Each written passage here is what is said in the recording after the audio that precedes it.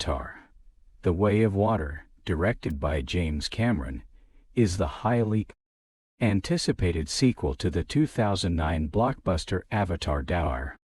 The film takes audiences back to the vibrant, breathtaking world of Pandora, a planet rich in natural beauty, spiritual depth, and ecological complexity.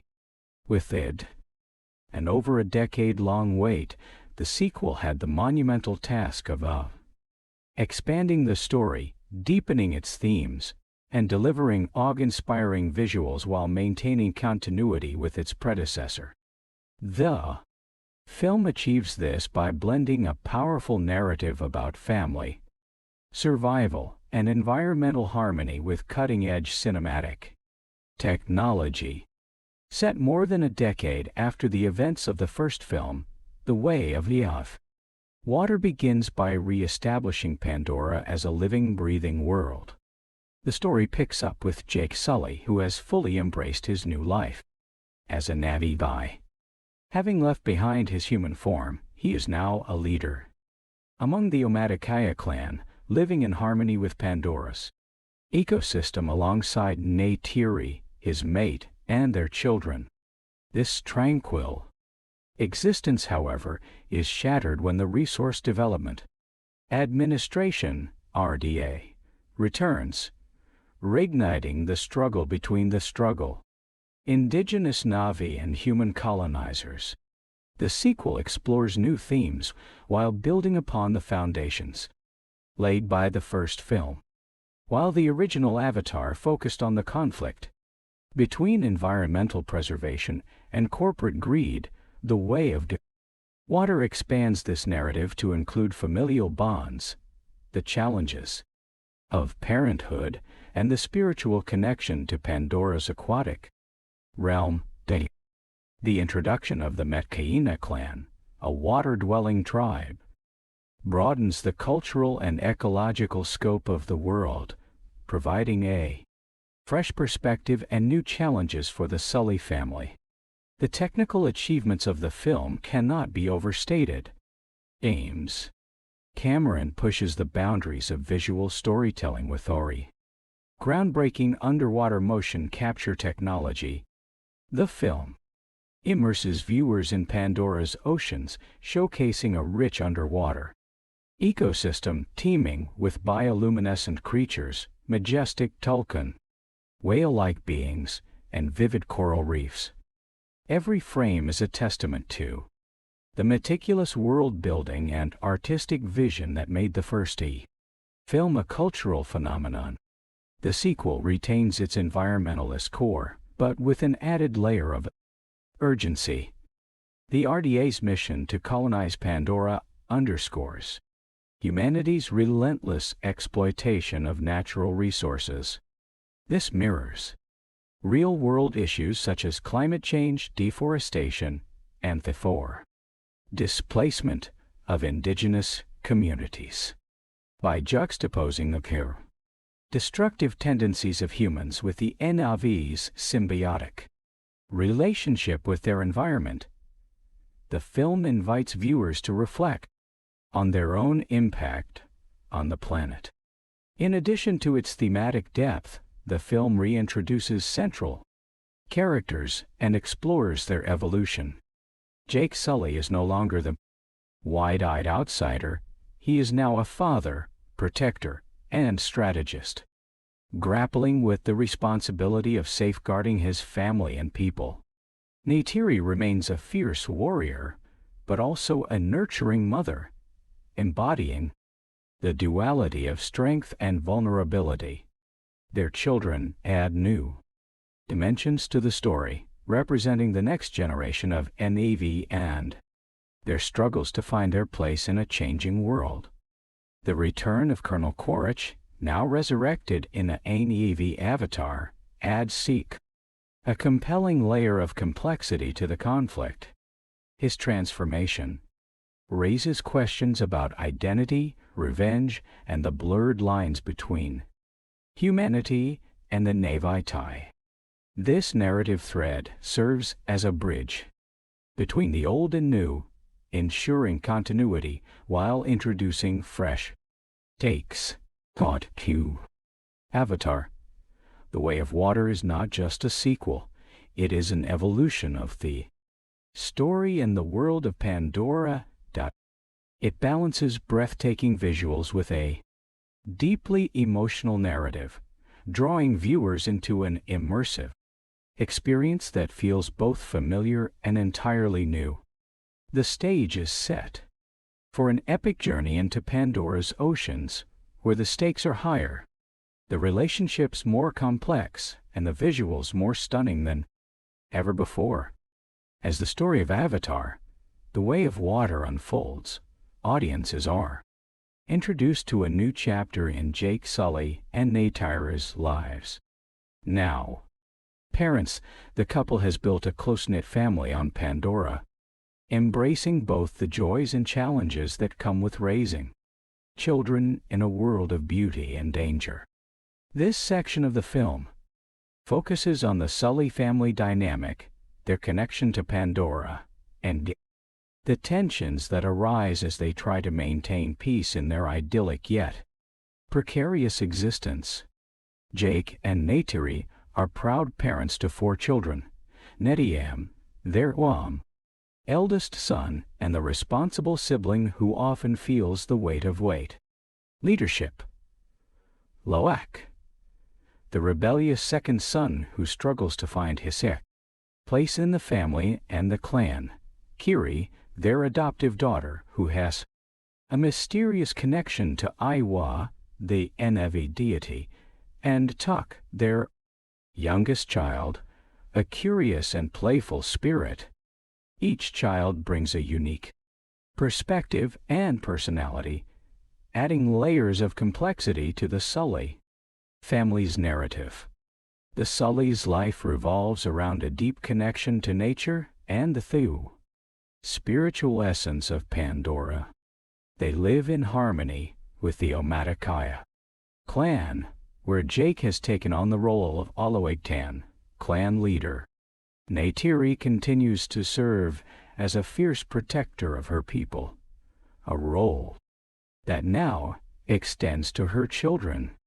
The family thrives in the lush forests of Pandora, where they hunt, gather, and participate in rituals that strengthen their bond with Iwa. However, this serene existence is not without its struggles. Parenting on Pandora comes with unique challenges, as the Sullys must teach their children to navigate the dangers of the environment while holding the values of their culture. For Jake, this means instilling discipline and resilience, especially in his sons, as he believes they must be prepared to face the harsh realities of their world. Neytiri, on the other hand, emphasizes the importance of compassion, spirituality, and their connection to Iwa.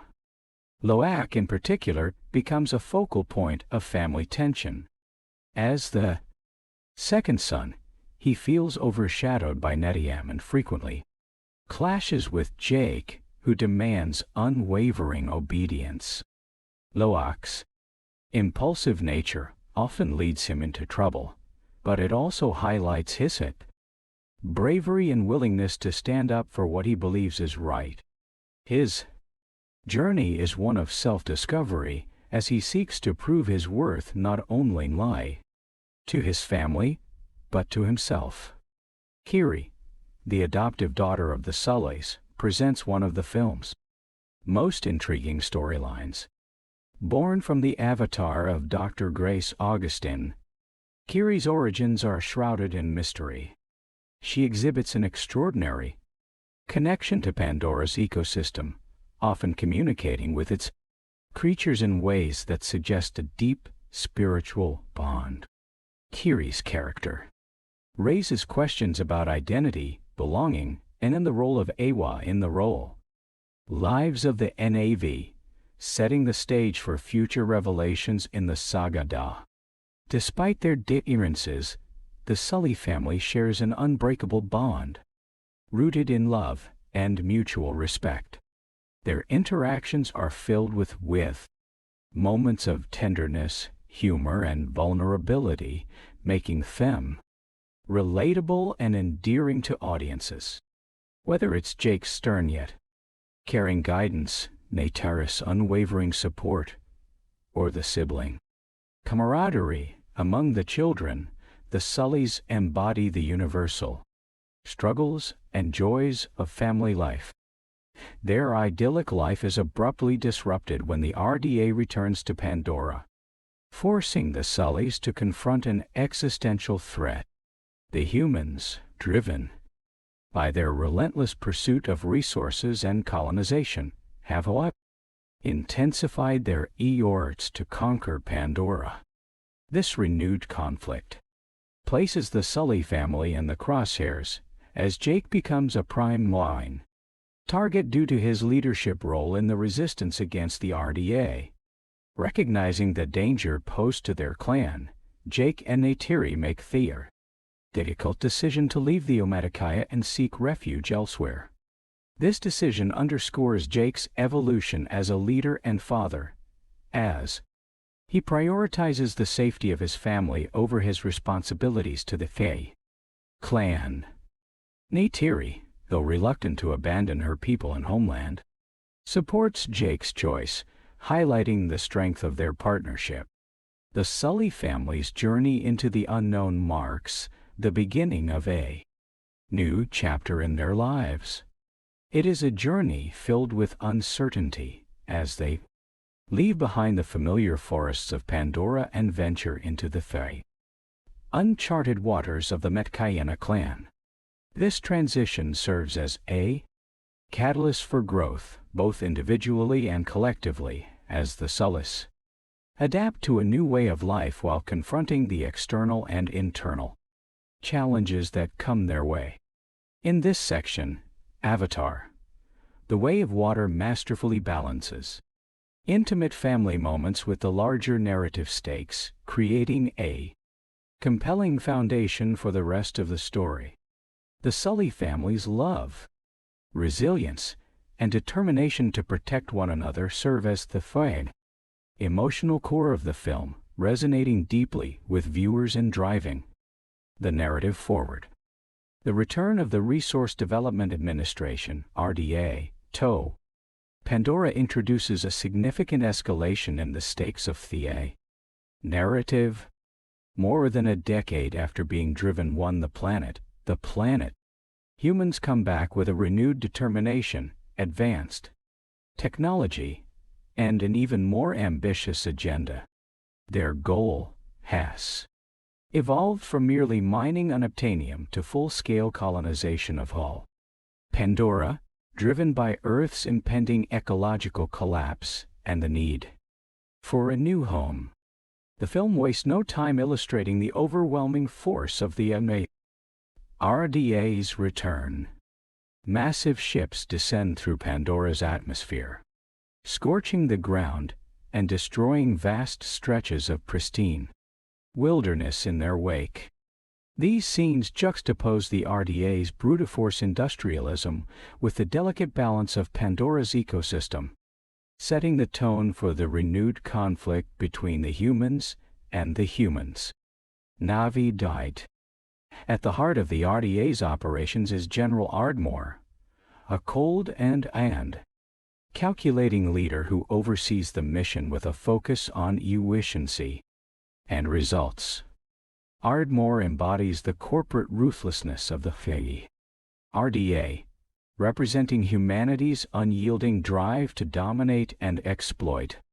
Her presence adds a layer of tension, as she is relentless in her pursuit of Pandora's resources and the elimination of any resistance.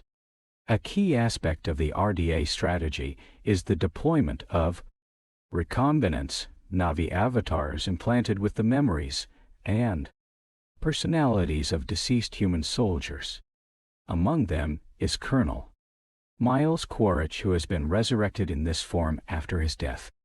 In the first film, Quaritch's return as a recombinant is both a technological marvel and a psychological weapon.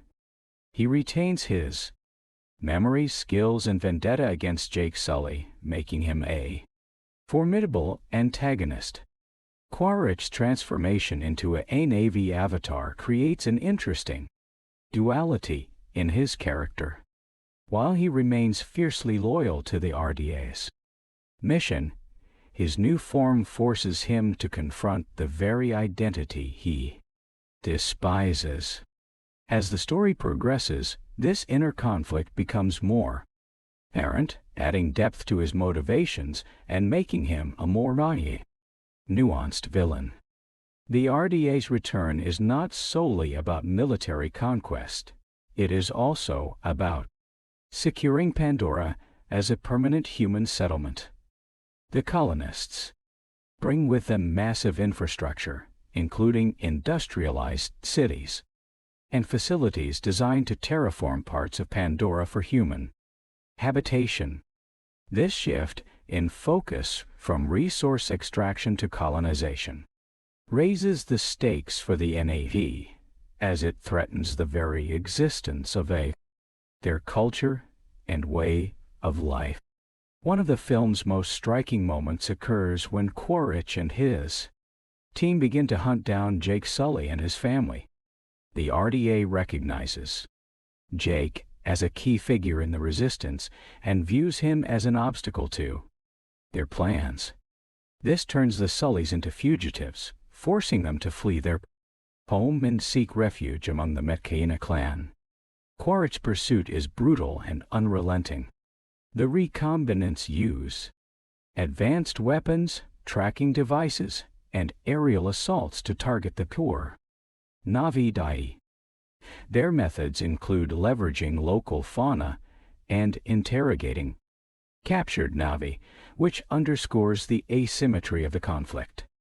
While the Navy rely on their connection to nature and traditional weapons, the RDA's technological superiority presents a nearly insurmountable challenge.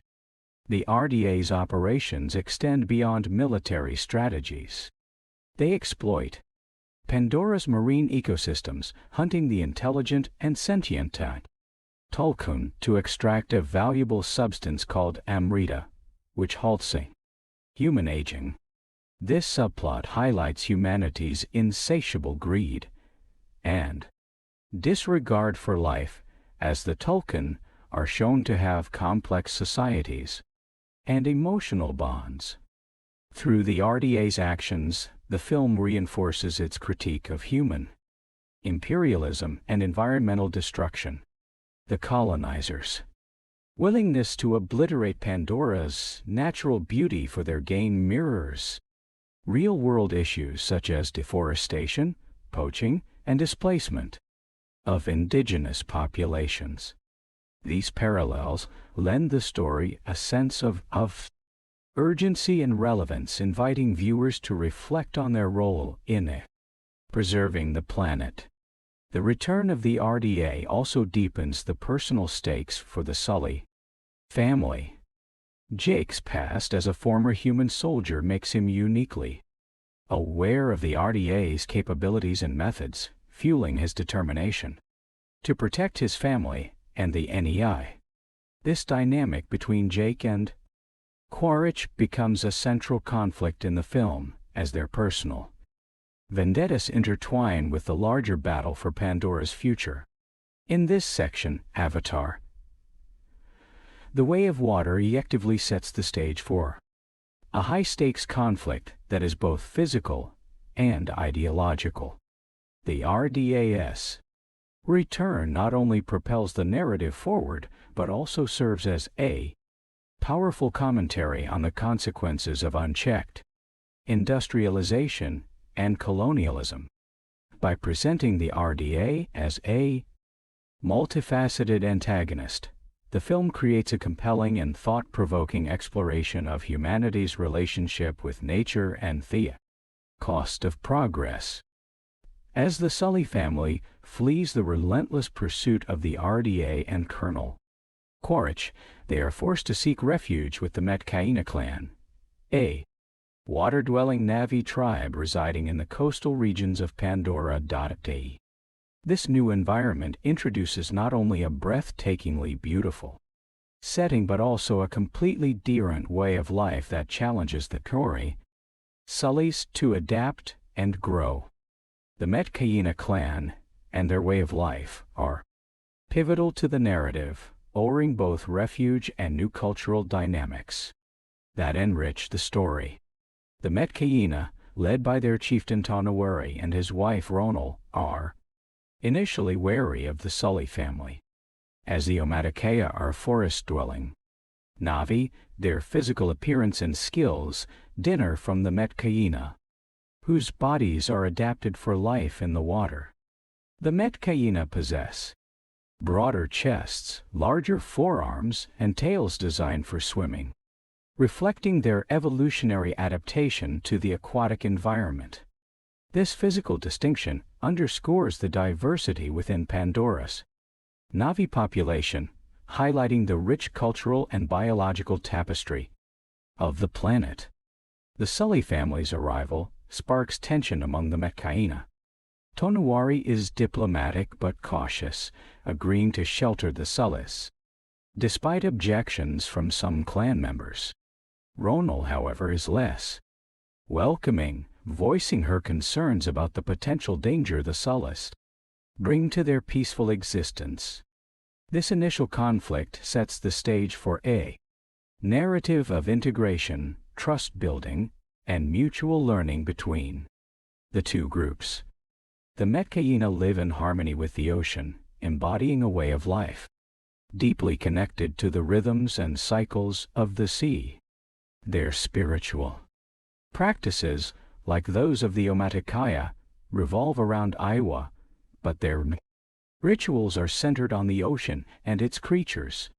The Tulkan, massive whale-like beings with extraordinary intelligence and emotional depth, hold a sacred place in their culture. The Metkayina form lifelong bonds with these creatures, seeing them as spiritual siblings and protectors. The Sullys face significant challenges as they attempt to adapt to the Metkayina's way of life. Jake and Neytiri, though experienced warriors, struggle to adjust to the aquatic environment. Their children, especially Loak and Kiri, face unique trials as they learn to swim, free dive, and bond with the Metkayina's marine creatures. These sequences provide moments of humor, tension, and awe as the Sullys navigate their physical limitations and the cultural differences between themselves and their hosts. Loak's journey is particularly compelling in this context. His impulsive nature and desire to prove himself lead him into conflicts with it.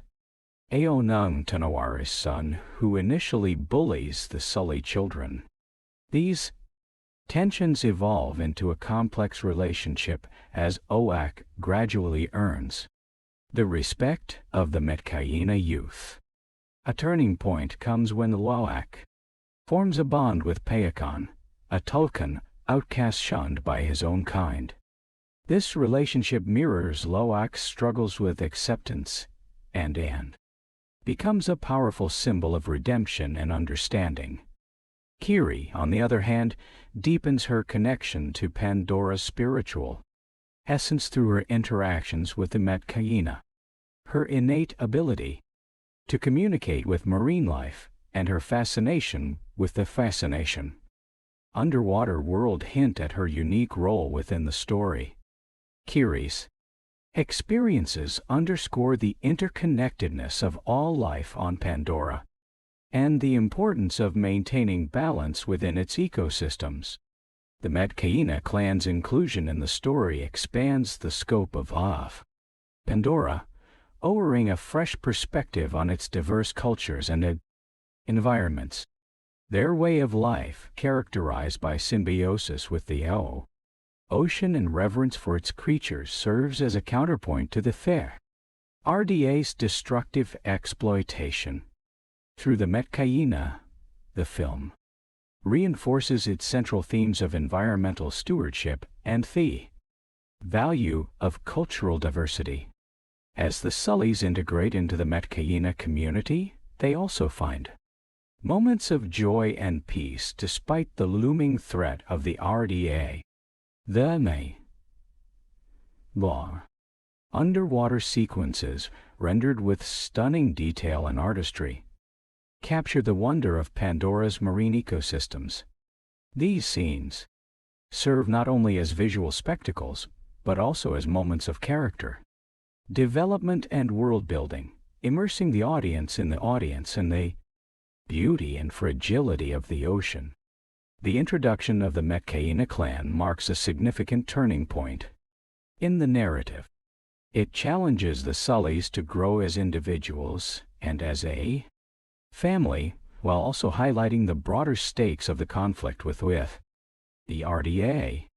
By exploring the oceanic side of Pandora, Avatar, the Way of Water expands its world in profound and meaningful ways, setting the stage for the climactic events to come. The Sully family's transition to life among the Metcaina clan is fraught with difficulties as they navigate the complexities of adapting to a new environment, culture, and social dynamics. These challenges serve as a crucible for the family, testing their bonds and revealing the distinct personalities and struggles of each member. One of the most immediate hurdles is the physical and cultural adjustment required to live among the Metcaina. The Sully family, accustomed to the forests of Pandora, finds themselves out of their element in the aquatic domain of the Metcaina. Jake, Neytiri, and their children must learn to swim efficiently, hold their breath for extended periods, and communicate with marine creatures using the core Metcaina's distinct methods. This learning process is not without its frustrations, as the Sullys grapple with their limitations and the Metcaina's occasional skepticism. The tension is most pronounced among the Sully children, who face both external and internal conflicts. Loak, the second eldest son, emerges as a central figure in this narrative thread. His rebellious nature and desire to prove himself lead to repeated clashes with the Foronsteed and Metcaina youth, particularly Aonung, the chief's son. Aonung and his friends mock the Sully children for their forest-adapted physiology, calling them four-fingered freaks. These insults, combined with Loak's feelings of inadequacy within his family, fuel his determination to earn respect. Netiam, the eldest son, acts as a foil to Loak. Dutiful and responsible, Netiam tries to mediate conflicts and guide his younger siblings, often at the cost of suppressing his own desires. He feels the weight of being the golden child and the expectations placed upon him by Jake. This dynamic creates an undercurrent of sibling rivalry, as Loak resents Netiam's seemingly effortless ability to win their father's approval. Kiri, the adoptive daughter of Jake and Neytiri, faces her own set of challenges. Her deep spiritual connection to Pandora sets her apart. Even among the Nev, she is drawn to the ocean's mysteries, often losing herself in the beauty and rhythm of the underwater world. Kiri's interactions with the marine life and her intuitive understanding of the Falter Metcaina's spiritual practices hint at her unique role in the larger story. However, her introspective nature and questions about her origins isolate her at times, leaving her searching for a sense of belonging. Tuck, the youngest Sully child, provides a contrasting perspective. Her youthful curiosity and enthusiasm make her more adaptable to the new environment, and she often serves as a source of levity within the family. Tuk's innocence and wonder highlight the beauty of Pandora's oceans, reminding the audience of the awe that the world inspires. Even amid conflict, Jake and Neytiri, as parents, face their own struggles.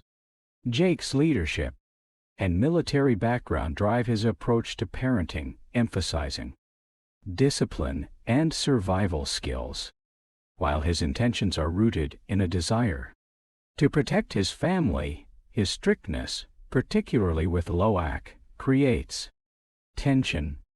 Jake's struggle to balance his roles as a father and a leader is a recurring theme, as he often prioritizes the safety of the family over their emotional well-being. Neytiri, on the other hand, wrestles with the loss of her home and the need to integrate into a culture that is unfamiliar and sometimes unwelcoming. She is fiercely protective of her children, particularly Kiri, and her bond with Iwa gives her a unique perspective on their spiritual journey.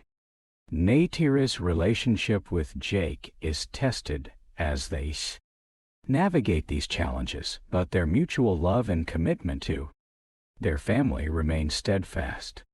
A pivotal moment occurs when Loak ventures out alone, defying his father's orders. This act of rebellion leads him to encounter Payakan, the Tulkun outcast. Loak's bond with Payakan becomes a turning point, both for his personal growth and for his integration into the Metkayina community. Through Payakan, Loak begins to understand the value of empathy and the importance of seeing beyond surface judgments, a lesson that resonates throughout the story. The adaptation process is not merely about survival. It is also about finding common ground and mutual respect. The Sullys and the Sullys Metkayina gradually bridge their differences with moments of connection and shared experiences, fostering a sense of unity. The Sully children form tentative friendships with the Metkayina youth, and Jake and Neytiri earn the respect of Tanawari and Ronal through their resilience and dedication to protecting their family. These struggles and triumphs deepen the emotional resonance of the film, showcasing the complexities of family dynamics and cultural integration. By placing the Sully family in a completely new context, Avatar: The Way of Water explores themes of identity, belonging, and the transformative power of understanding and acceptance. As the Sully family immerses themselves in the culture of the Metkayina clan, their connection to Pandora deepens through the action of its vast and mesmerizing oceanic ecosystem. This section of the story highlights the transformative power of Pandora's oceans, both in terms of the Sully's personal growth and the larger narrative themes of unity and harmony with nature. Pandora's oceans are portrayed as an enchanting, otherworldly realm, teeming with diverse marine life. From vibrant coral reefs to bioluminescent creatures, the underwater world is brought to life with breathtaking visuals that showcase the planet's ecological richness.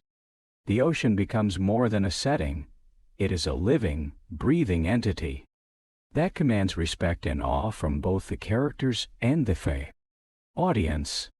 For the Sullys, learning to navigate this aquatic environment is a humbling experience. Jake, Neytiri, and their children undergo rigorous training under the guidance of the Metkayina. They are taught techniques such as free diving, breath control, and synchronizing with the currents. These lessons are not just about survival; they represent a deeper philosophy of coexistence with the ocean. The Metkayina emphasize the importance of flowing with nature rather than trying to dominate it, a perspective that challenges the Sullys' previous ways of Thinking. Loak's relationship with the Tulkun Payakan becomes a focal point of this section. Payakan, an intelligent and sentient whale-like creature, is introduced as an outcast among his species, shunned for reasons initially unknown. Payakan's loneliness resonates with Loak, who also feels like an outsider within his family and the Metkayina. Their bond is forged through empathy and mutual understanding as Loak sees beyond Payakan's stigma and recognizes his value and pain. Payakan's character is richly developed, highlighting the Tulkun as more than mere creatures. They are presented as equals to the Inavi, with their own language, social structures, and emotional depth. The Xandawai Tulkun are revered by the Metkayina as spiritual kin, embodying wisdom, creativity, and a deep connection to Iwa. Payakan's relationship with Loak underscores the film's theme of breaking barriers and finding kinship across differences. Through his bond with Payakan, Loak learns vital lessons about courage, forgiveness, and loyalty. Payakan's backstory, revealed later in the narrative, involves an act of defiance against human hunters that led to his ostracization. This parallel to Loak's struggles with authority and belonging further cements their connection. Together, they represent the power of forging one's path and standing up for what is right, even in the face of rejection. Kiri's journey into the oceanic world is equally profound. Her innate spiritual connection to Pandora is amplified in the water, where she experiences moments of transcendence. Kiri's interactions with the marine life go beyond communication. They are almost symbiotic, suggesting a deeper mystery about her origins and purpose. A particularly powerful scene occurs when Kiri connects to the underwater spirit tree, experiencing visions and insights that hint at her unique bond with Iwa. These underwater sequences are visually stunning and emotionally resonant, showcasing Pandora's oceans as a place of healing and transformation. The Sully family begins to find a sense of belonging within the Metkayina community, and their struggles with adaptation start to give way to moments of joy and connection. The children form friendships with the Metkayina youth, while Jake and Neytiri earn the Thor clan's respect through their determination and bravery.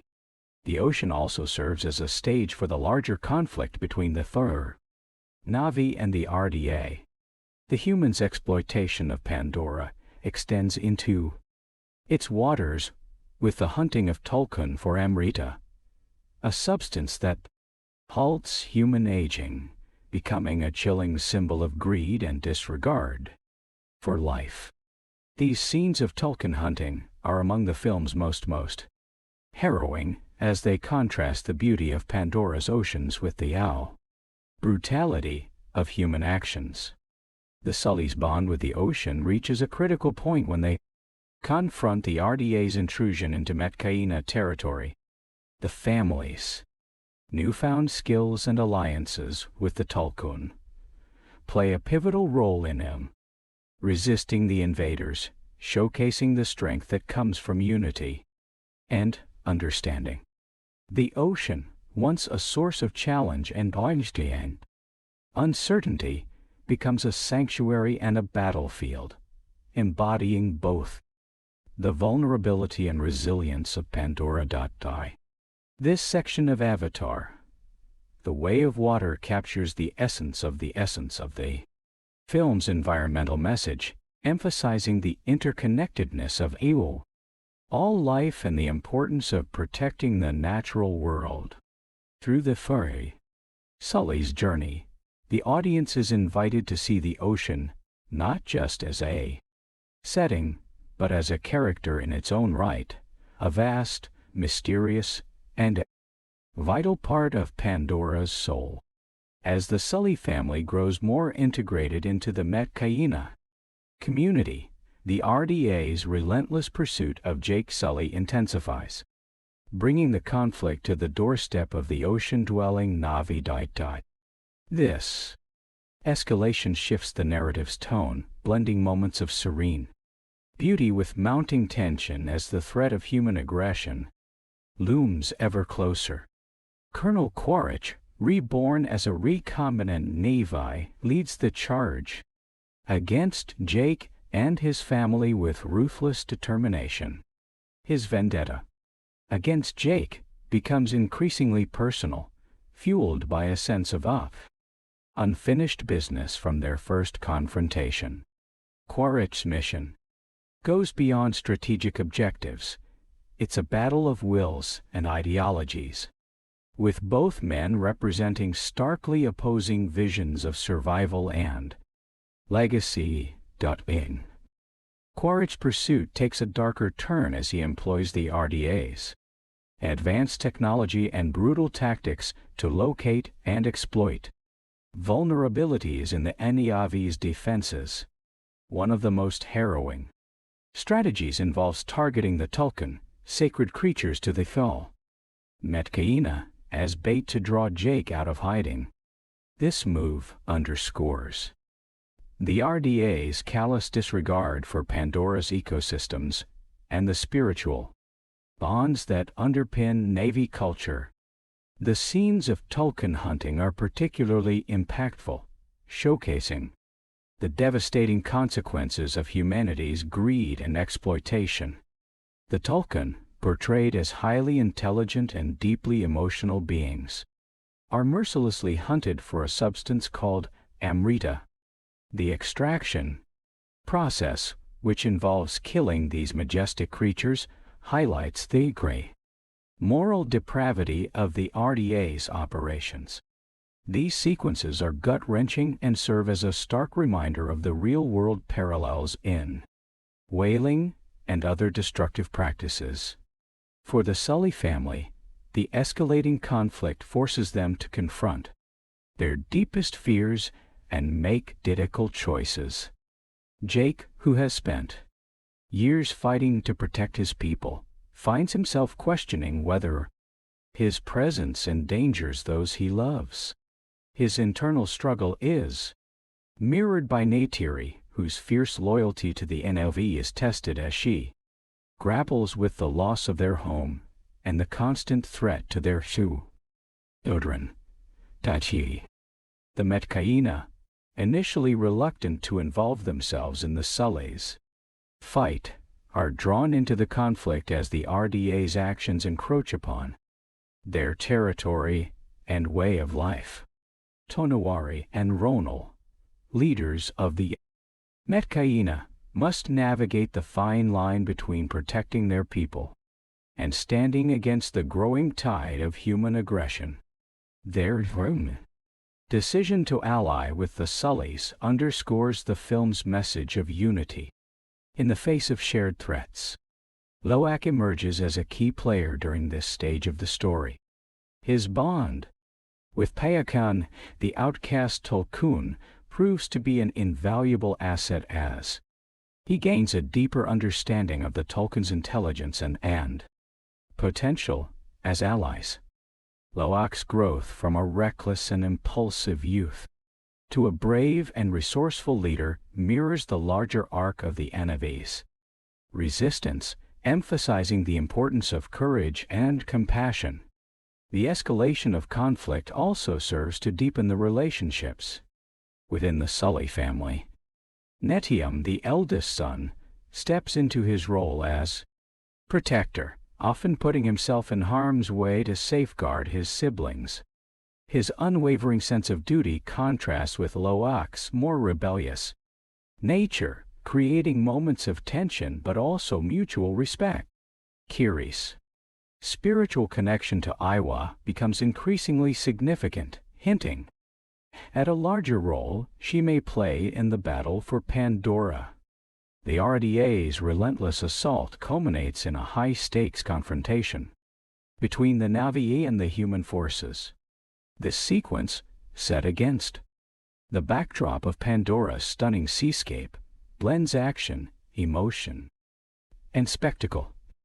Jake and Neytiri lead the charge alongside the pool Metkayina, using their intimate knowledge of the environment to outmaneuver the technologically superior invaders. The Tulkun, led by Payakan, join the fight, their immense power and intelligence turning the tide in favor of the Na'vi. Amid the chaos, the Sully family is tested like never before. Their unity is both their greatest strength and their Achilles heel, as their love for one another drives their actions, but also exposes them to tremendous risk. The stakes are raised to a fever pitch, leaving the audience on edge as the battle reaches its climax. This section of Avatar, The Way of Water, masterfully intertwines action and emotion, using the escalating conflict to explore themes of sacrifice, resilience, and the power of collective resistance.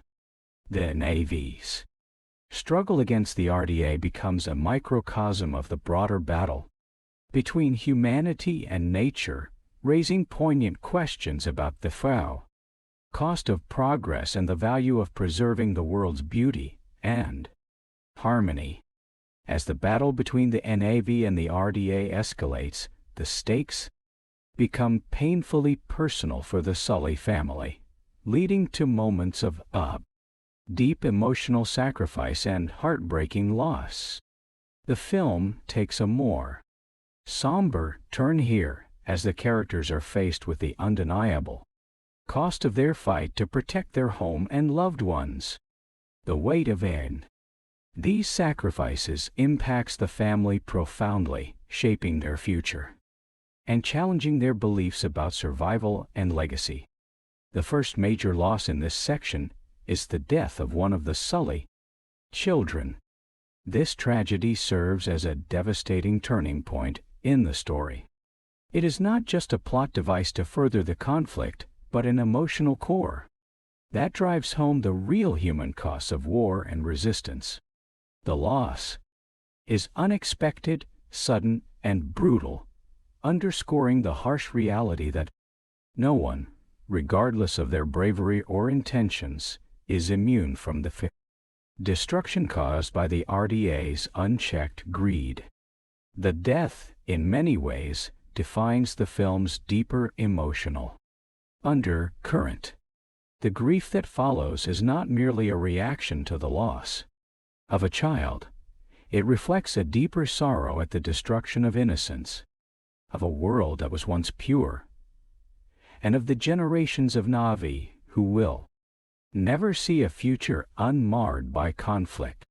Jake and Neytiri, already burdened by their roles as leaders and parents, are thrust into a new reality where their protective instincts seem futile in the face of a relentless enemy.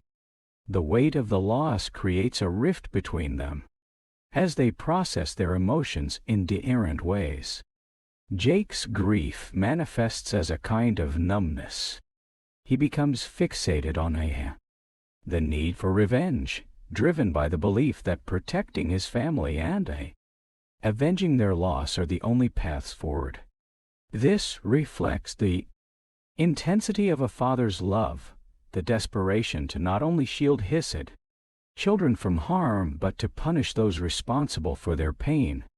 Jake's character arc is one of evolution, as he transitions from a warrior fighting for survival to a father driven by the need to avenge his child.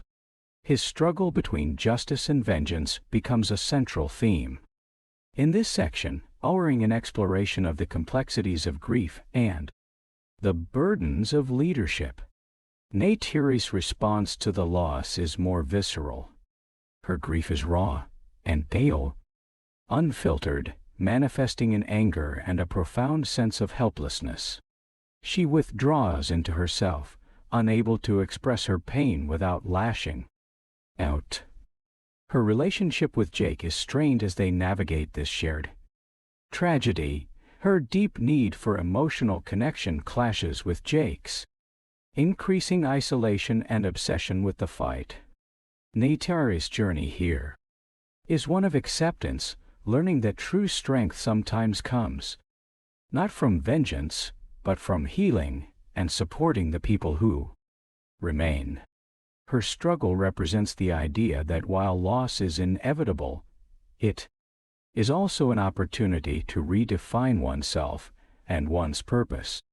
For the Sully children, the loss is equally transformative. Nediam, who has always been the responsible eldest son, is hit hardest by the death of his sibling. He has lived his life trying to honor his father's expectations, believing that fulfilling his duty would somehow protect his family. But in this moment, the realization sets in: even the most well-intentioned actions cannot always prevent tragedy. Nediam becomes a symbol of sacrifice, embodying the selflessness required to protect those he loves. His grief over his sibling's death is compounded by the need to reconcile his father's teachings with the harsh reality of their situation. Loak, who has struggled with feelings of inadequacy and rebellion throughout the story, responds to the loss with a deep sense of guilt. He feels responsible despite the circumstances, and this guilt compounds his already fragile sense of self-worth. In this moment, Loak's character arc comes full circle. He's no longer a defiant youth seeking to prove himself, but a young man struggling to understand the weight of responsibility. His bond with Payakan deepens, and he begins to understand that sometimes the only thing left to do in the face of such loss is to carry on, to honor those who have passed by, continuing their fight, but also by cherishing what is still left. Kiri, though not directly affected by the same loss, grapples with her own spiritual journey during this time. The death of her sibling pushes Kiri into a deeper understanding of Aiwa, as she begins to see death not as an end, but as part of the cyclical nature of Pandora. Her mystical connection to the planet allows her to find peace in the idea that life, in all its forms, is interconnected. Death, like life, is merely a transition.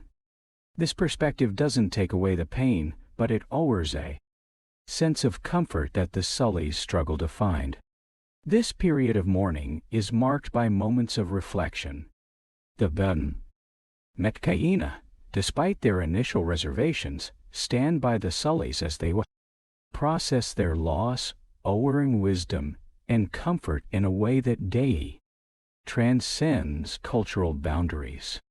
The ocean, which has become a sanctuary for the family, also becomes a place of spiritual healing.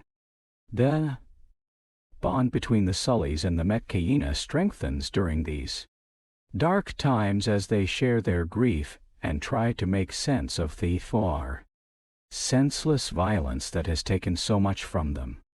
The loss is ultimately not in vain.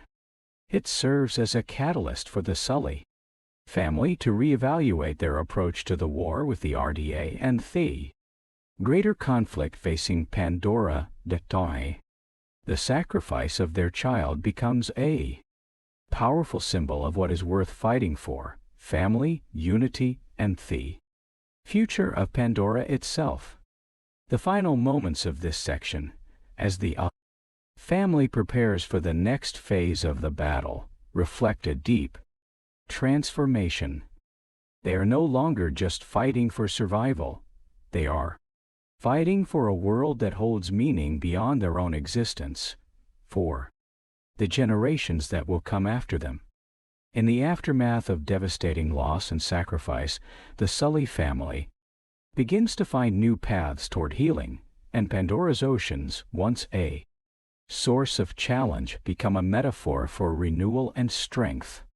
The journey toward redemption is marked by profound emotional growth, as both individuals and communities grapple with their past actions, reflect on their mistakes, and ultimately come together to fight for a future worth living for.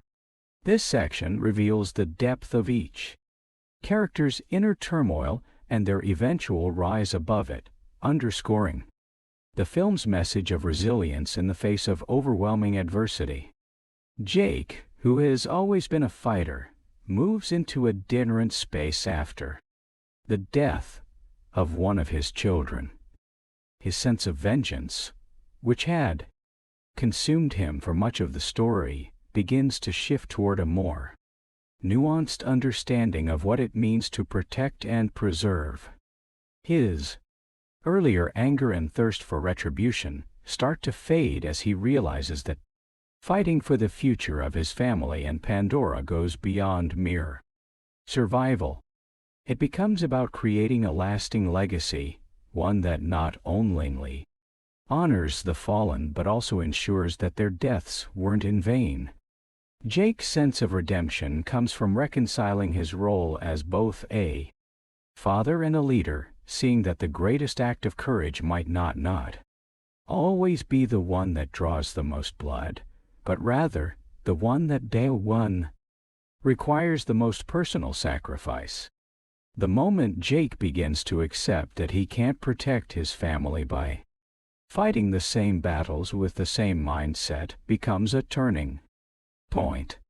He realizes that his need for vengeance is not just personal but is rooted in a broader desire to defend his values that connect him to his any brothers and sisters, to Pandora, and to the natural world itself. His journey is one of self-discovery as he learns to let go of some of his military instincts in favor of more holistic approaches to leadership. It is a humbling process as he seeks the wisdom of others, particularly the Metcaina clan, who teach him the power of patience, understanding, and cooperation. His relationship with Neytiri becomes one of shared healing, as they work together to heal the wounds not just within their own hearts, but within their family. Neytiri's journey of resilience is equally profound. Her fierce protection of her children has always been a defining trait, but the death of one of them shatters her sense of control. For much of the story, she is a force of nature, primal, intuitive, and deeply in touch with her bond to Awa. But after the loss, Neytiri faces a profound internal battle. The weight of her grief pushes her to the brink, and she is forced to question her place in the world, the purpose of the war, and the cost of the war. Fighting for survival. Her anger is palpable, and her desire for vengeance nearly overrides her sense of hope. But in the darkest of moments, Neytiri begins to find her way back to a deeper understanding of what it means to be a mother and a warrior. She recognizes that while the fight against the RDA is necessary, her true strength lies in her ability to embrace the softness of love and the gentleness of connection. In this space of vulnerability, she begins to heal, drawing strength from Iwa, the natural world, and the remaining members of her family. It is her emotional resilience that becomes one of the driving forces for the Sully family as they take on the RDA once more. Loak's transformation is especially poignant throughout the film. Loak struggles with his own identity and his place within the Sully family. His rebellious nature, his longing to prove himself, and his deep sense of not being enough come to a head after the death of his sibling. His journey toward redemption is one of learning that strength doesn't come from anger or defiance alone. It comes from recognizing one's vulnerabilities and embracing them. Loak's deep connection with Payakan, the outcast Tulkun, becomes a key component of his growth. Payakan, like Loak, is misunderstood and rejected by his own kind. Through their bond, Loak learns that it is often the most unlikely relationships that lead to true strength and understanding. Loak's redemption is not just personal, it represents the growth of the younger generation of the Enivi. His journey embodies the idea that we don't have to be perfect to be valuable. His willingness to embrace his flaws, seek reconciliation, and protect those he loves becomes a cornerstone of the fight against the RDA.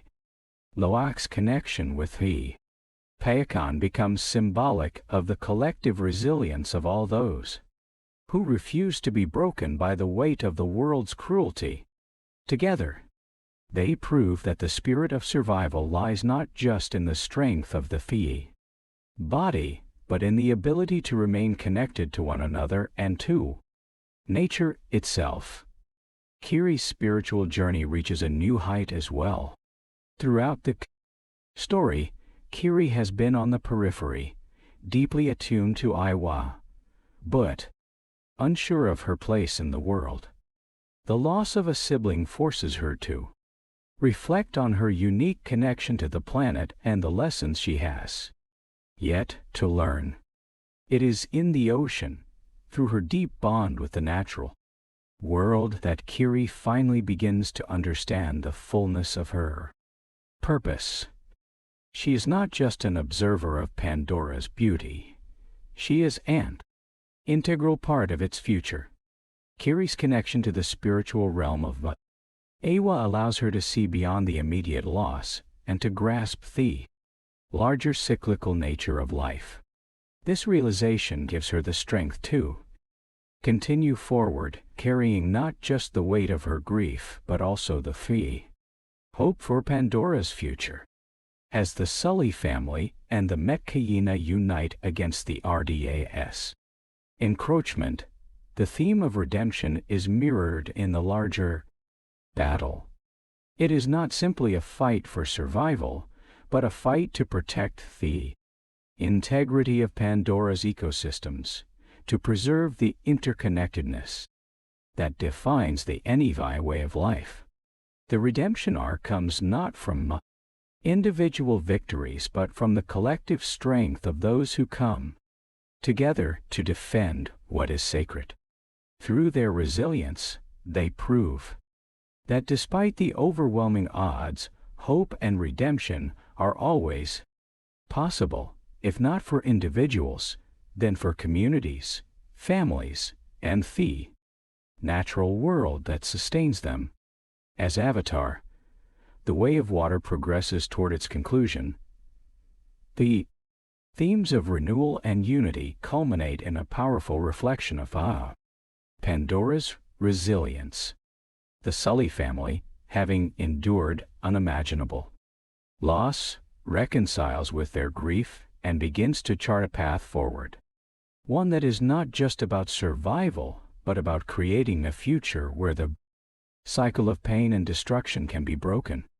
The final scenes of the film offer a sense of hope, not just for the characters we've grown attached to, but for Pandora itself, emphasizing that in the darkest of times, the possibility of renewal and healing is always present. The battle against the RDA, which has shaped so much of the film's tension, reaches a decisive point in this section. But unlike the earlier confrontations, this final clash is not driven solely by the desire for revenge or the need to prove superiority. Instead, it's a battle born from the desire to protect what is sacred, the land, the ocean, the spirit of the Navy, and the deep connections that bind the inhabitants of Pandora to their world. The Na'vi, alongside their allies in the Metkayina clan and the creatures of the ocean, fight not just for their own survival, but for the survival of a way of life that has existed for centuries, a way of life that values harmony, respect for the earth, and the interdependence of all beings. This is not a fight of one group against another, but a fight for the future of Pandora as a whole. It is a fight for the soul of the planet. The Na'vi's connection to Iwa, the planetary consciousness that links all living things, becomes central in this final struggle. The presence of the ocean, once a symbol of challenge, now becomes a powerful force of renewal, washing over the scars of battle and offering a sense of purification. It's as if the planet itself is responding to the Na'vi's call for help, lending its strength and energy to those who have spent so long protecting it. Jake's leadership, which has evolved so much over the course of the story, reaches its peak in this moment. He is no longer the soldier who once fought with blind rage, but a father, a protector, and a guardian of Ardian. The land, the trauma of loss, the pain of watching his family sewer, have all led him to this point of self-realization. True leadership is not about domination, but about understanding the delicate balance between strength and compassion. Jake realizes that the fight for Pandora is not just about fighting for his own family's future, but for the future of all families, human and Na'vi alike. Neytiri, who has struggled with anger and grief, becomes the heart of the final stand. Her love for her family, her people, and the planet drives her to fight not out of hatred but out of a fierce desire to protect. The Navy warriors, inspired by her resilience, rally around her, recognizing that her strength is not defined by the rage she once carried, but by her unyielding love and determination. The film highlights how, in the most harrowing of times, love becomes a force more powerful than anger, a force that can guide individuals to act selflessly, even in the face of overwhelming loss. Loak, having matured into a leader in his own right, steps up alongside his family in this final battle.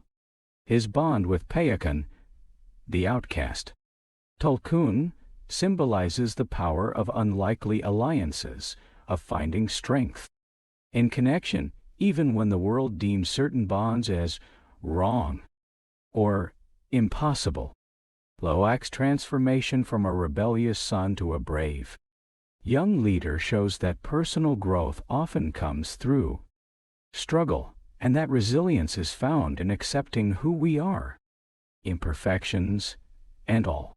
Kiri, whose connection to Iwa has been a guiding force throughout the film, has her moment of clarity and purpose. Her mystical bond with the planet, which once seemed abstract and mysterious, becomes tangible in these final moments. Through her connection to Iwa, Kiri is able to bridge the gap between the Na'vi and the natural world, calling upon the energy of the planet to aid them in the fight. Her abilities allow her to understand the deeper currents of life on Pandora, helping the Aeni resist the RDA's destructive force in ways they had not yet imagined. Kiri's role is crucial, not just as a child of the Sully family, but as a symbol of the new generation of Na'vi, who will carry the mantle of their ancestors forward into a more harmonious future. As the battle reaches its crescendo, the ocean itself becomes a reflection of the emotional and spiritual turmoil the characters have faced. The Metkayina, who have been reluctant to get involved in the fight conflict at first, find themselves fully integrated into the resistance. They stand shoulder to shoulder with the Sully family, recognizing that Their fight is not just for the survival of one group, but for the four. Preservation of an entire way of life that is in danger of being lost forever. Their unity is a symbol of the power of community, of standing together in the face of overwhelming odds, and of the strength that comes from finding common ground even when the world seems divided. In the final moments of the film, there is a sense of quiet after the storm. The battle may be won, but the costs are still felt deeply by the equal characters. Yet, there is a sense of renewal that permeates the air. Pandora is scarred, yes, but it is not broken. The oceans continue to flow, the forests continue to pulse with life, and the NIV continue to stand watch over the world they have sworn to protect. It is a quiet victory, one not born of triumph over enemies, but of the resilience of a people who refuse to let go of their connection to the land and each other. The closing scenes are poignant. There is no clean resolution, no return to an idyllic peace. Instead, the film leaves us with a sense of cautious hope, acknowledging that the fight is ongoing. The future of future Pandora is uncertain, but the commitment of the Sully family to each other and to the planet is unwavering. This final chapter is a declaration that while the battle may never truly end, the resilience of those who care for the earth will always carry the day. Through their unity, love, and understanding, the Navy and the Sullys have shown that even in the face of great loss, a new dawn is always possible. Let me know if you'd like to further explore this section or dive into anything else. Avatar: The Way of Water is a breathtaking sequel that expands on the Avatar universe James Cameron introduced in the original Avatar. The film is a visual masterpiece packed with rich immersive world-building, stunning visual uniques, and powerful, emotional storytelling. What sets The Way of Water apart is not just its scale and technical innovation, but its commitment to exploring deeper themes such as family, loss, and resilience. It resonates on both an emotional and intellectual level, connecting viewers not just to the stunning landscapes of Pandora, but to the very human experiences that echo through the NEV's struggles and journey. James Cameron's Avatar had already set a high bar for visual storytelling, blending innovative technology with compelling characters. However, The Way of Water pushes that envelope even further.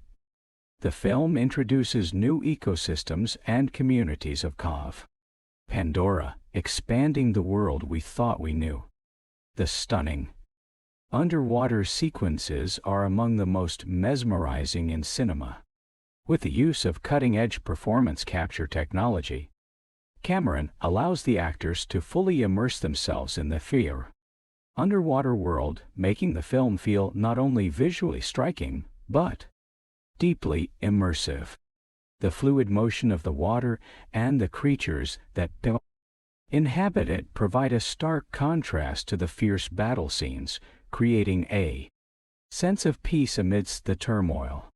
In essence, The Way of Water does not just deliver a visual spectacle, it invites us to experience the wonder of Pandora's oceans as an organic part of the world.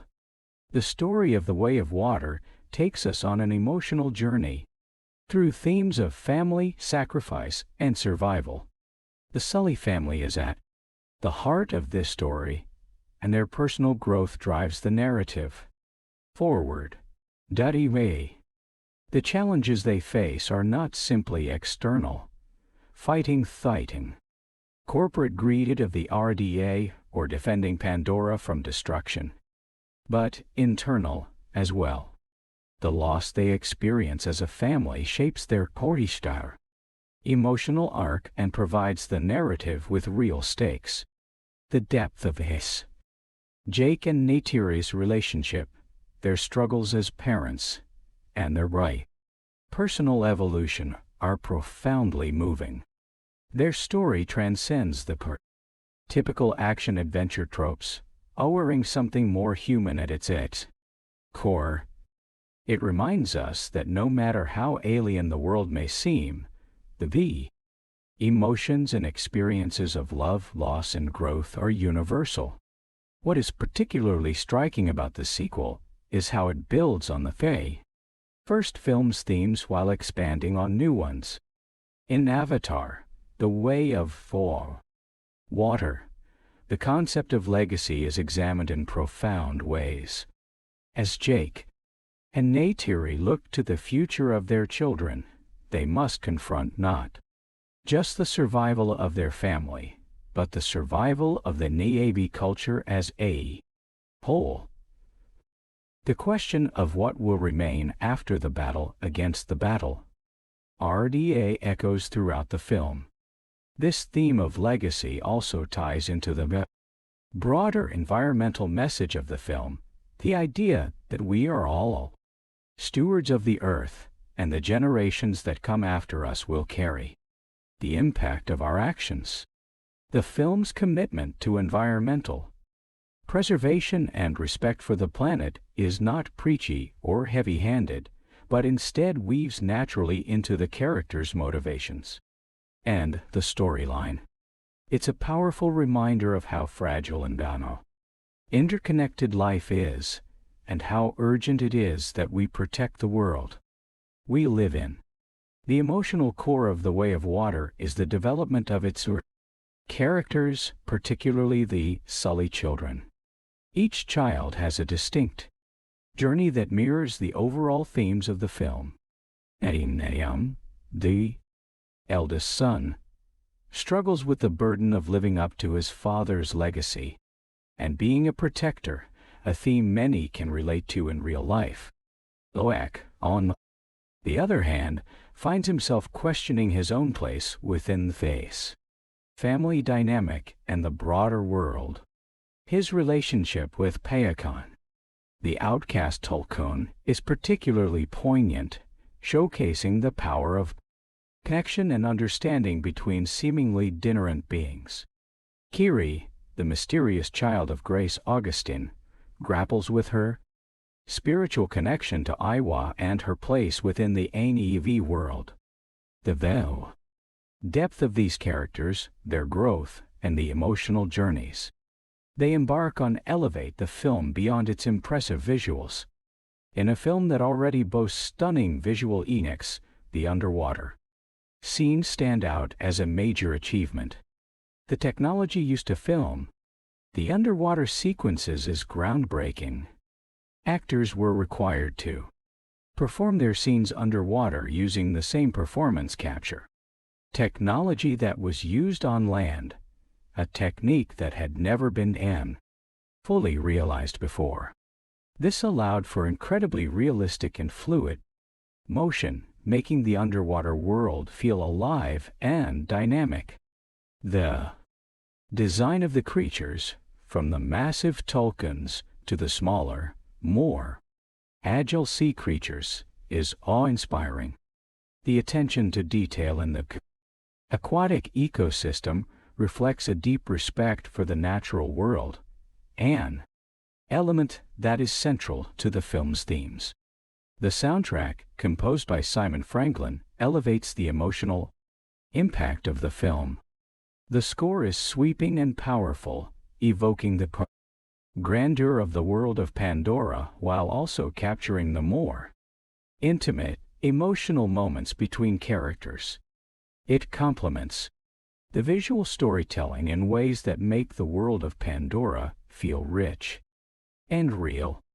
The combination of music, sound, and visuals immerses the viewer in a sensory experience that few films can replicate. On a technical level, the advancements made in The Way of Water are astonishing. The use of 3D technology, combined with the IMAX format makes the world of Pandora feel incredibly immersive. The film's world building is so detailed that you almost forget you're watching CGI. Everything from the landscapes to the creatures feels tangible.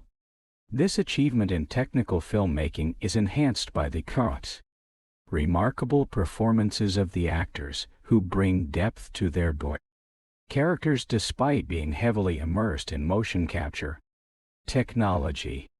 However, beyond the technical achievements and stunning visuals, it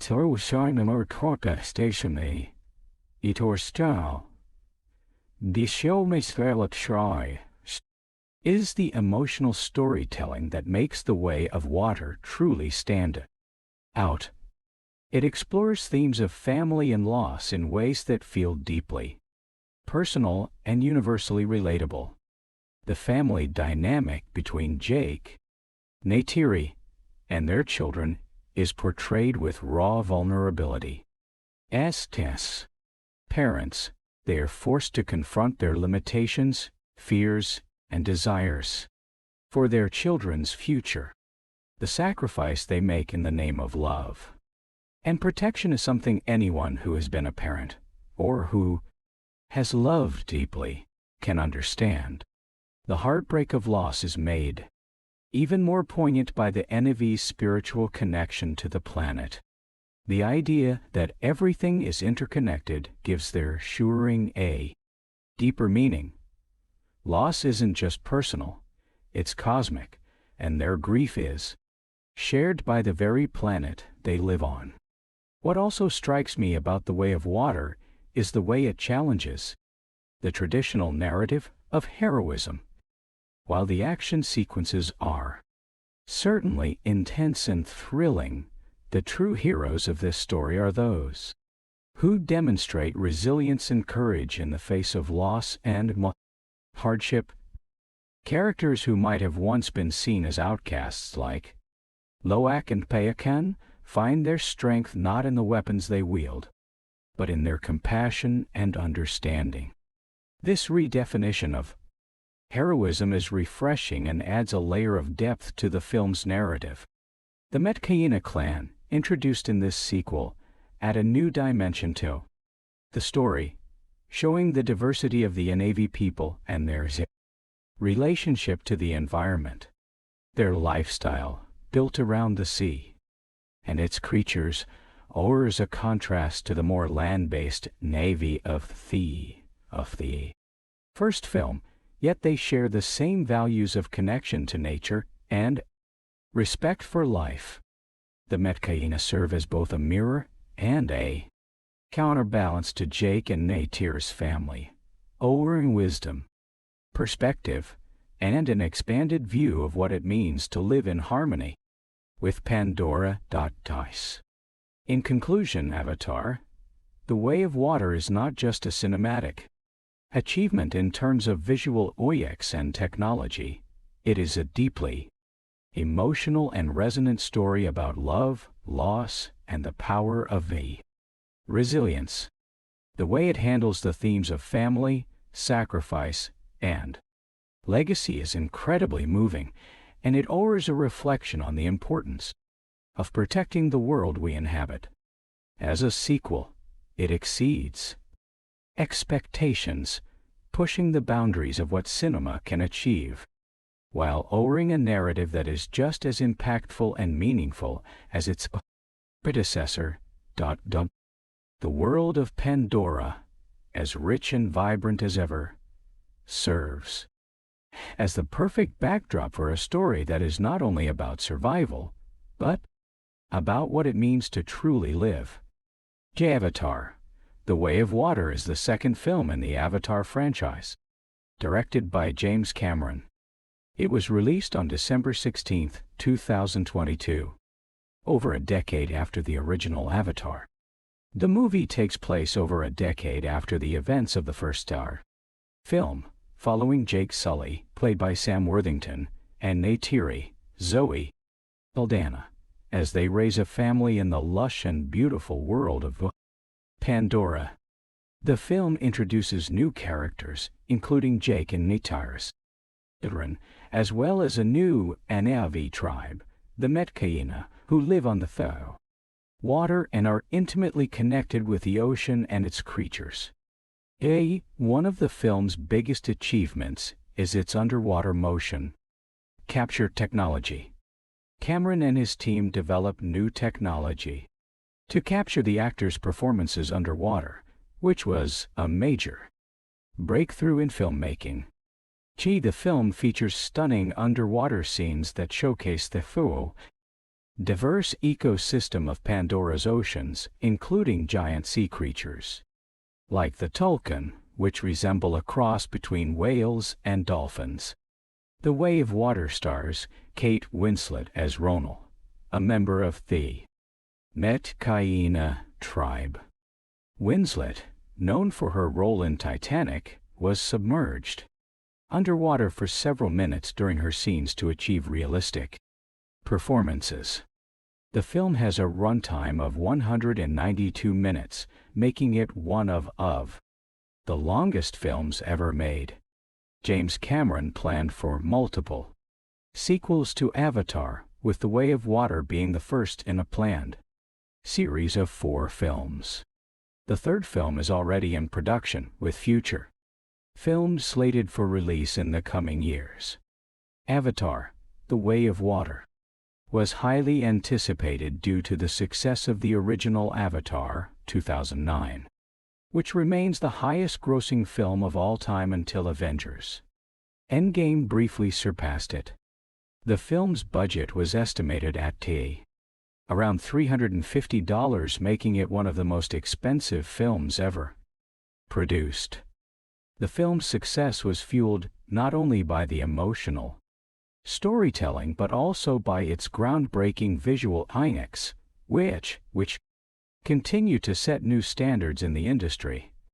The Way of Water explores themes of family, love, sacrifice, and environmental preservation, deepening the original film's message about the interconnectedness of life on Pandora and the importance of protecting the natural world.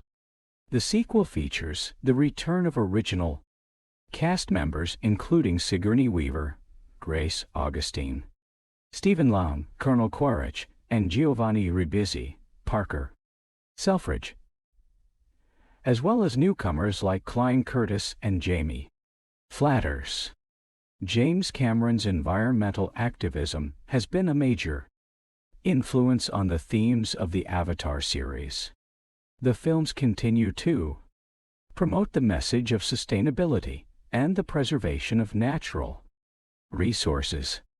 Avatar: The Way of Water is a monumental achievement in filmmaking that does not simply serve as a sequel to James Cameron's 2009 blockbuster Avatar, but as a stunning expansion of the world of Pandora.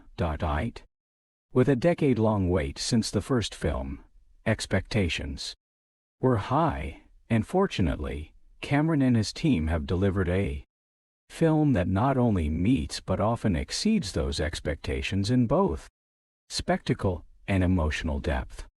Visually, The Way of Water is nothing short of a masterpiece. The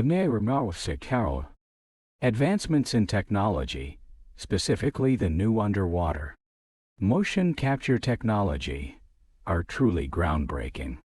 The film takes full advantage of its aquatic setting, alluring breathtaking underwater sequences that are fluid, vibrant, and breathtakingly real. The level of detail in Pandora's oceans is remarkable, with lush coral reefs, massive, mythical sea creatures, and an entire ecosystem brought to life in ways that feel utterly immersive. These scenes serve not just as visual marvels, but as emotional metaphors, symbolizing themes of connection, renewal, and the vast, interconnected world that the characters must protect. Cameron's expertise in blending technical prowess with storytelling is evident here. The film's visuals complement the story, enhancing the emotional stakes rather than overshadowing them. At its core, The Way of Water is a family saga. It moves beyond the action-heavy spectacle of the first film and explores the nuanced dynamics of the Sully family. Jake and Neytiri, now parents, are forced to confront the challenges of protecting their children in a dangerous world. Their love and sacrifice for their family are palpable throughout the movie, and the emotional weight of their journey gives the film an emotional depth that transcends its high-octane action sequences. The exploration of fatherhood, motherhood, and sibling relationships provides a new layer to the narrative. We see Jake evolve from the soldier fighting for survival to a protective father who must balance his responsibilities to his family and the larger community. The film introduces a new clan, the Metcaina, who live on the water and are deeply connected to the ocean and its creatures. This new cultural and environmental perspective provides a fresh angle to the world building of Pandora. The Metcaina people are fascinating characters, and their lifestyle and relationship with the ocean contrast with the forest-dwelling Navi seen in the first film. This contrast is not just geographical but philosophical, offering new insights into Pandora's ecosystem and deepening the environmental themes of the series. The performances in The Way of Water are exceptional. Sam Worthington and Zoe Saldaña reprise their roles as Jake and Neytiri, bringing more complexity to their characters than before. Their portrayal of parents struggling to protect their children is touching and relatable. The children of the Sully family, particularly Nediam, Black, and Kiri, are given much more character development this time around. Their struggles with identity, family dynamics, and finding their place within the world resonate with viewers. The performances of the young actors, especially Britton Dalton, Loak, and Sigourney Weaver, who returns in a new role as Kiri, bring an authenticity and warmth to the film that complements its visual spectacle. However, it is not just the core Sully family that brings emotional richness to the film. The introduction of Payakan, an outcast tulkun, a sea creature similar to a whale, provides a surprising yet deeply touching emotional arc, particularly for Loak. Their unlikely friendship becomes a central storyline and serves as an allegory for understanding, empathy, and acceptance. This relationship not only strengthens the bond between human and animal, but also furthers the broader themes of interconnection and ecological preservation.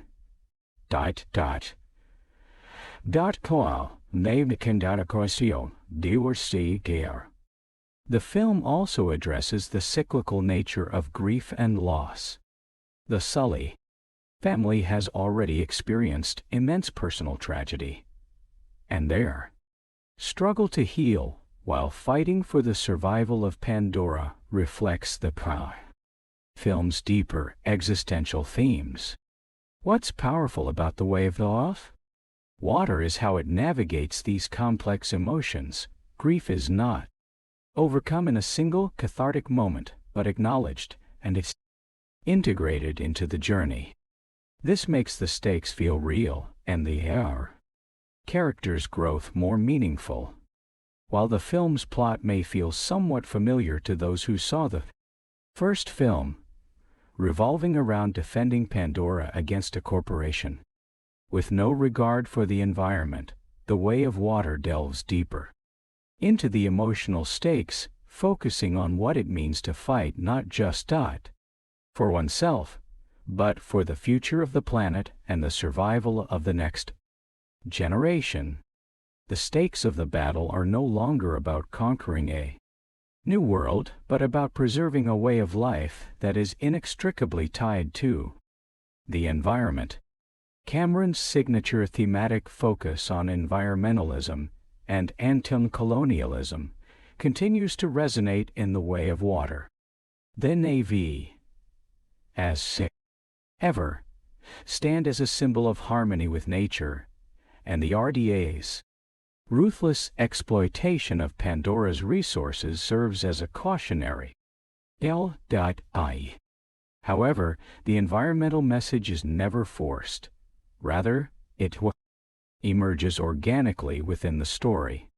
The visuals of the planet's breathtaking oceans and diverse ecosystems serve as a reminder of what is at stake and why protecting the world around us is crucial. The Vow sequel successfully captures this spirit without overwhelming the narrative with didacticism. The film does have its share of action-packed moments, which are thrilling and well executed, but the true strength of The Way of Water lies in its ability to balance spectacle with intimate emotional moments. It's a film that asks you to invest in its characters and the world they inhabit, not just as a viewer of a visual experience, but as someone who emotionally connects with the stakes of the story. However, there are a few criticisms worth noting. While the film is visually impressive, some might argue that the story, at times, relies on familiar tropes seen in the first movie.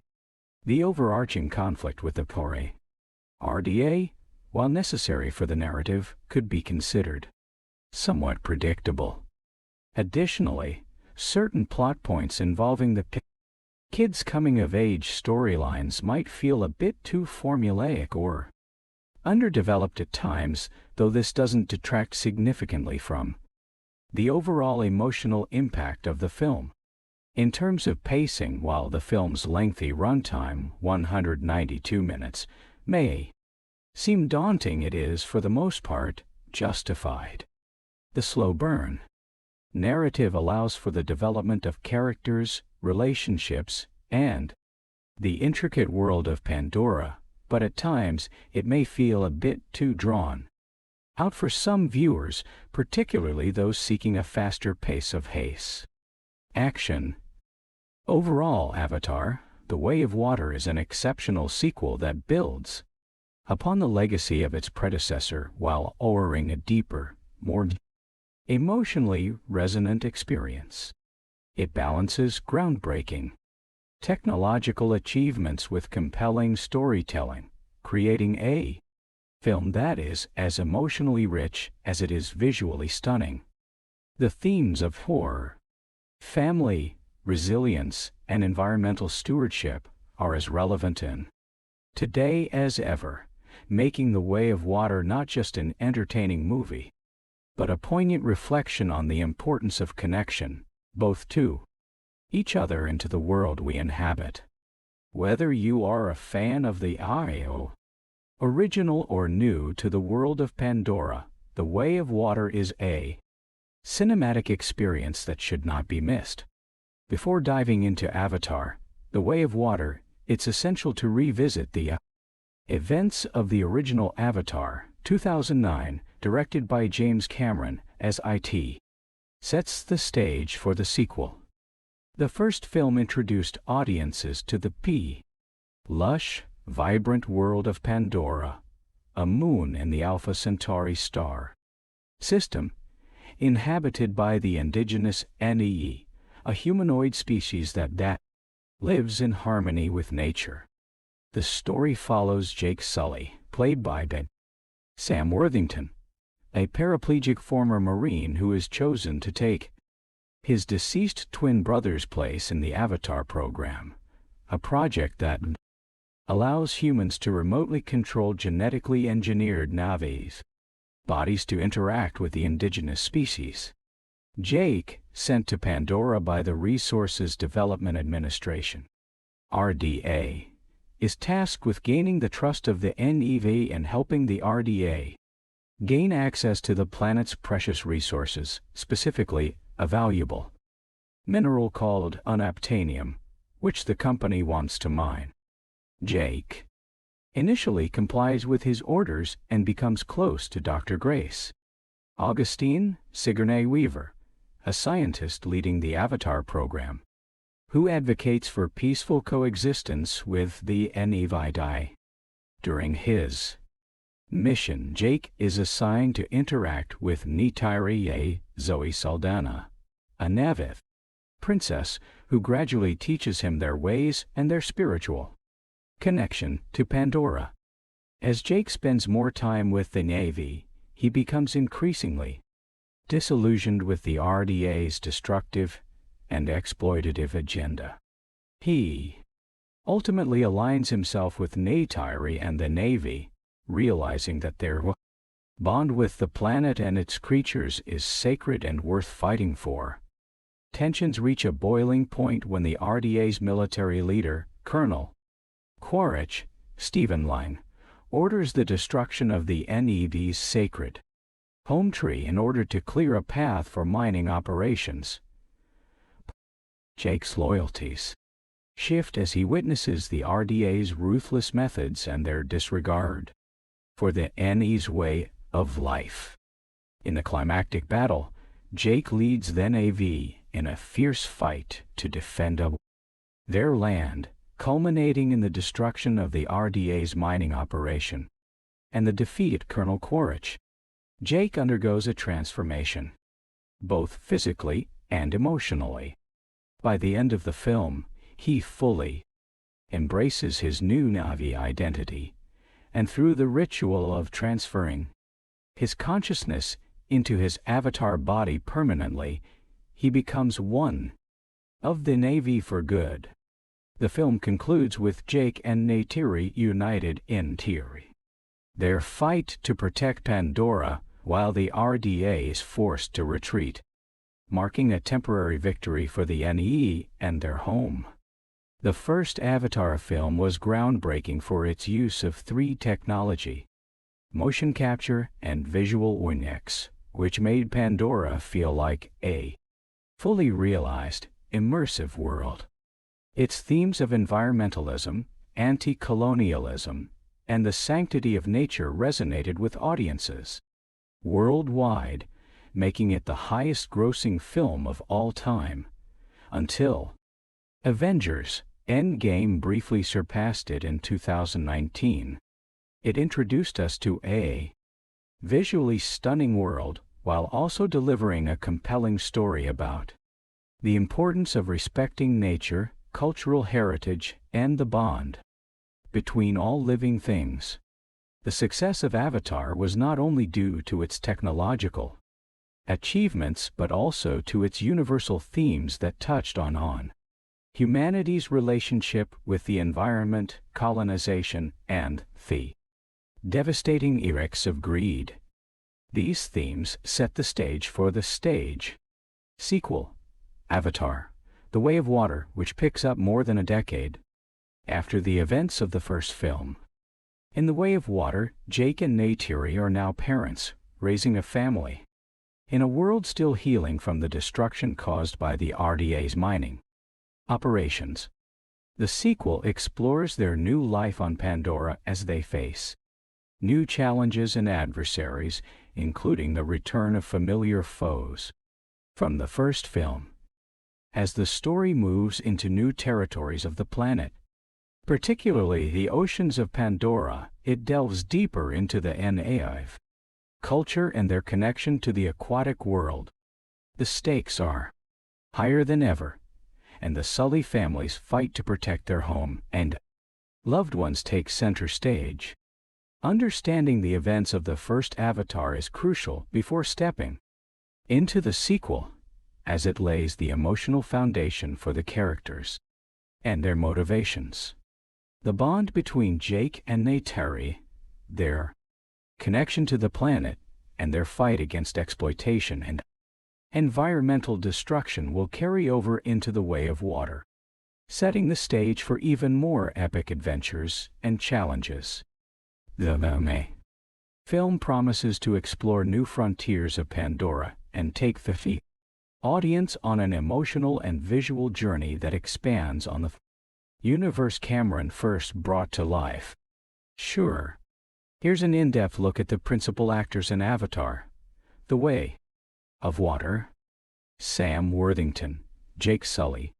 Sam Worthington returns to his role as Jake Sully in Avatar: The Way of Water, reprising his character from the original Avatar, 2009. Jake, a former Marine who becomes part of the Avatar program, has evolved significantly from the first movie. In The Way of Water, he is no longer the naive outsider but a protective father and a leader committed to safeguarding his family and Pandora's future. Worthington's portrayal of Jake is marked by a profound transformation, as the character matures from a soldier driven by duty to someone who understands the importance of preserving his home and the people he loves. Born on August 2, 1976, in London, England, Worthington moved to Australia with his family at a young age. He began acting in the early 2000s, gaining attention with his breakout role in the Australian crime drama Somersault, 2004. However, his international stardom came with his role in Avatar, directed by James Cameron. Worthington's performance in Avatar was widely praised for its emotional depth and physical commitment, particularly as he embodied the duality of being both human and Navy through the use of motion capture technology. One of Worthington's unique qualities as an actor is his ability to connect with audiences on a human level. He has a grounded, everyman quality, which makes Jake Sully a relatable and empathetic character. In The Way of Water, Worthington builds on this foundation, showing Jake's inner conflict as he navigates the pressures of fatherhood, his loyalty to Neytiri, and the complex relationships with the Navy clans. His performances in these emotional moments are nuanced, making Jake's journey feel both universal and personal. Worthington's career post-Avatar has been diverse, with roles in films like Clash of the Titans, 2010, Wrath of the Titans, 2012, Hacksaw Ridge, 2016, and the Titanic filmmakers' Terminator Genisys, 2015. Though he has appeared in various genres, Worthington is often recognized for his versatility in action films, where his physical presence and emotional range are key components of his success. Despite his strong action credentials, Worthington has continuously sought out roles that are depth, with performances in character-driven stories that reflect his broad acting range. In Avatar: The Way of Water, Worthington's portrayal of Jake continues to resonate deeply with audiences. His connection to the world of ways, Pandora, and his relationship with Neytiri create a powerful emotional anchor for the film. Jake's evolution as a father and protector adds a new layer to his character, demonstrating Worthington's ability to embody both strength and vulnerability. Zoe Saldaña, Neytiri. Zoe Saldaña reprises her role as Neytiri, Jake's Na'vi partner, and the fierce, dedicated warrior of the Omaticaya clan in Avatar: The Way of Water. Neytiri was a fan favorite in the first film, and Saldaña's performance brings a remarkable combination of strength, grace, and emotional depth to the character. She is one of the driving forces in the sequel, as her love for Jake and their children pushes her to confront new challenges and threats to her family's survival. Born on June 19, 1978, in Passaic, New Jersey, Saldaña's early life was Shaped by her Dominican and Puerto Rican heritage, she moved to the Dominican Republic with her family when she was a teenager, and it was there that she began to study dance. Her passion for dance led her to a career in acting, and she made her film debut in the late 1990s, appearing in several television shows and movies. Saldaña's big break came in 2000 when she starred in Center Stage, a role that showcased her dancing talent. However, it was her performances in Avatar, Guardians of the Galaxy, and Star Trek that propelled her to international fame. Saldaña's commitment to her roles is evident in her portrayal of Neytiri, a character who is not only a warrior, but a mother and protector. In The Way of Water, her emotional range is on full display as she navigates the complex dynamics of raising children in a world that both beautiful and dangerous. Neytiri's protective nature, combined with her fierce loyalty to her family and her people, is brought to life with remarkable intensity. Saldaña's ability to convey the deep love Neytiri has for her family, as well as her inner conflict over the future of Pandora, makes her one of the most compelling characters in the Avatar franchise. Saldaña's work in the Avatar films is notable for her use of motion capture technology, which allows her to bring Neytiri to life with remarkable authenticity. Her physicality, combined with her expressive voice work, helps to make Neytiri one of the most iconic characters in science fiction. Throughout The Way of Water, Saldaña's portrayal of Neytiri shows her ability to balance emotional depth with the fierce warrior spirit that defines her character. On-screen, Saldaña is known for her advocacy of diversity and diversity representation in Hollywood. She has used her platform to speak out about the importance of inclusivity in the entertainment industry, becoming a role model for aspiring actors, especially women of color. Saldaña has shown an unwavering commitment to empowering others and raising awareness about social issues. Her performance as Neytiri continues to captivate audiences as she brings a renewed sense of urgency and emotional depth to her role in The Way of Water. Neytiri's strength and vulnerability, as well as her fierce love for her family, are portrayed with exceptional emotional resonance, making her character a cornerstone of the film. Sigourney Weaver, Kiri. Sigourney Weaver, one of the most respected actresses in Hollywood, returns to the Avatar universe in a unique way in Avatar: The Way of Water. While Weaver previously portrayed Dr. Grace Augustine in the original film, she takes on a new role in the sequel, Kiri, the adopted daughter of Jake and Neytiri. Kiri is a mysterious character whose origins are tied to the spiritual forces of Pandora, and her journey of self-discovery adds an intriguing layer to the narrative. Born on October 8, 1949, in New York City, Sigourney Weaver is renowned for her exceptional acting career, which spans decades.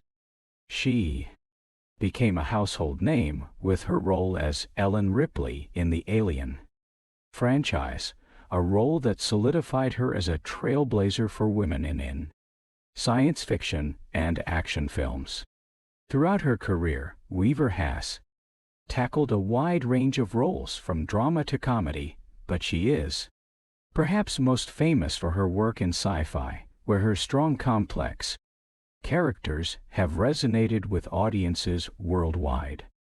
In Avatar: The Way of Water, Weaver's portrayal of Kiri is both enigmatic and emotionally moving. Kiri is a young Na'vi who is deeply connected to the spiritual world of Pandora, and her character explores themes of identity, belonging, and connection to nature. Weaver brings a warmth and vulnerability to Kiri, making her journey of down self-discovery an emotional focal point of the film.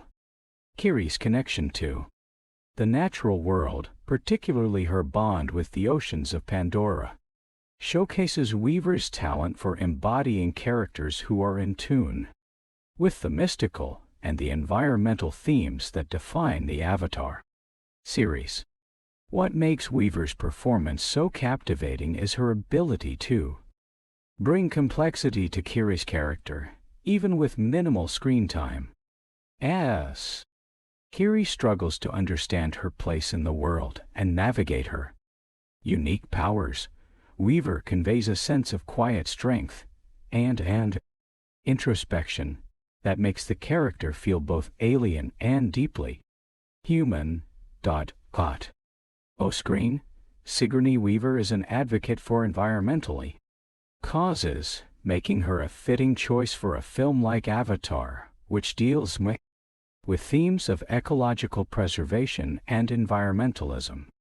She has long been a supporter of various environmental organizations and has used her platform to promote awareness about issues such as climate change and conservation. Weaver's work in Avatar, The Way of Water, demonstrates her incredible versatility and her deep connection to the film's environmental themes. As Kiri, she brings a sense of grace and mystery to the character, further elevating the emotional depth of the story. Other notable cast members. In addition to the lead actors, Avatar, The Way of Water features a talented ensemble cast that helps bring the world of Pandora to life. Notable performances include those by Kate Winslet, who plays St. Ronal, a key member of the Metkayina clan, and Cly Curtis, who portrays Tonowari, the clan leader. These actors add depth to the big world building of The Way of Water, enriching the cultural landscape of the film with their nuanced performances. Winslet's role as Ronal marks her return to the world of James Cameron after her iconic turn in Titanic, 1997. As Ronal, Winslet portrays a character who is both fierce and compassionate, navigating the complexities of her role within the Metkayina clan. Her performance is one of strength and resilience, as Ronal becomes an essential part of the Sully family's journey. Cly Curtis, known for his roles in Fear the Walking Dead and The Dark Horse, plays Tonowari, the leader of the Metkayina clan. Curtis brings a sense of wisdom and gravitas to the role, serving as a mentor figure to Jake and Neytiri as they navigate the challenges of living in the oceanic regions of Pandora. Conclusion. The cast of Avatar, The Way of Water, is a diverse and talented group of actors who each bring their unique qualities to the film. From the returning stars like Sam Worthington and Zoe Saldaña to newcomers like Sigourney Weaver and Kate Winslet, each actor plays a crucial role in bringing James Cameron's vision of Pandora to life. Through their performances, these actors create characters that are rich in emotion, depth, and complexity, elevating the story and making Avatar, The Way of Water, a truly unforgettable cinematic experience.